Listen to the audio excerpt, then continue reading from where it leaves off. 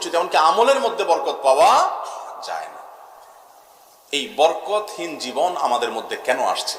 কারণ বরকত পাওয়ার জন্য যা দরকার সে কাজগুলো আমরা করি না।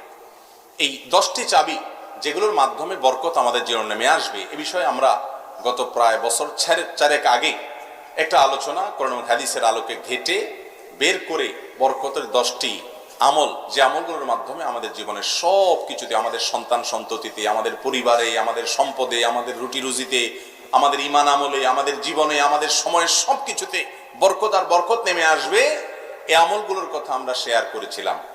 অনেক দিন হয়ে গেছে, সেজন্য এই বিষয়টাকে আবার নতুন করে সংক্ষেপে আলোচনা করার চেষ্টা করেছি। আমার তৌফিক ইল্লা বিল্লাহ।